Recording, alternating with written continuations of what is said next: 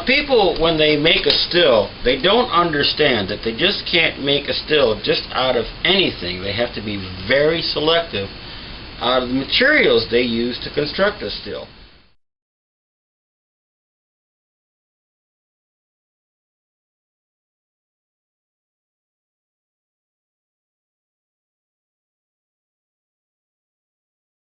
When I constructed my still, I used an old pressure cooker.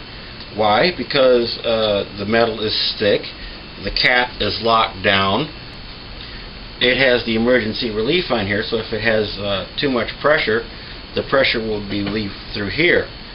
But some people I've seen that they throw together almost anything, and they use almost anything to assemble it, like glue. I would not use glue on anything that my mash or the alcohol is going to come in contact with. You'll see there's some rubber silicone on here, but this is on the outside. This is never ever ever going to touch the alcohol on the inside.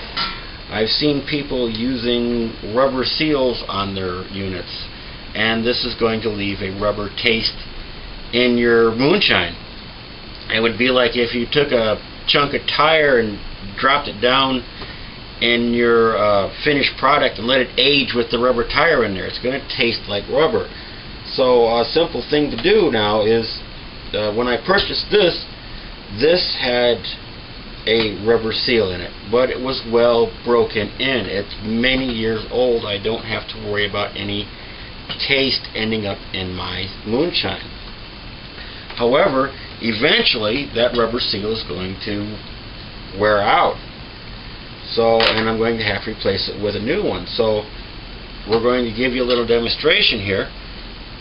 Here is the old rubber seal, and it already has places where it's expanding out, and it's just going to wear out sooner or later and be unusable. So I already have a seal to replace it with, but this is a typical rubber seal that you just don't want to use on a moonshine still. So to break this in, to season it in so you don't have a rubber taste in it, what you need to do is you need to get a pot of water and just simply drop your rubber components in there and boil the hell out of it.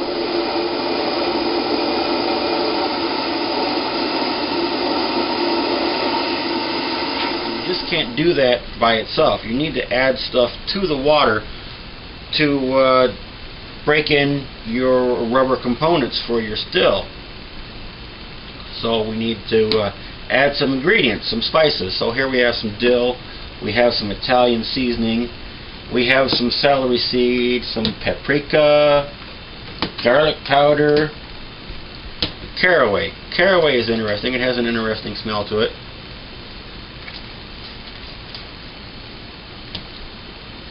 And the reason you want to add this to it is, like, well, you want to try to get out all the rubber taste that you can. And if your rubber seal smells like food, and then it won't leave a rubber taste in your moonshine. One thing you need to add, definitely add to this concoction when breaking in your rubber seals, is cinnamon. Why cinnamon? Because cinnamon contains a component that removes toxins. So add cinnamon to your boiling water, and the substance in here will remove any toxins that are in your rubber seal. Now when you've done boiling this, and I would boil this for at least 20 minutes. Any component that you have that's made out of rubber, or anything, any other material that might seep into your alcohol, definitely use this as a break-in method. And I would boil this for a minimum of 20 minutes, if not an hour. A full straight hour of boiling your components and breaking them in. That way, when you retrieve this out, it smells almost good enough to eat, so there you know that you're not going to have a rubber taste in your alcohol. Alright?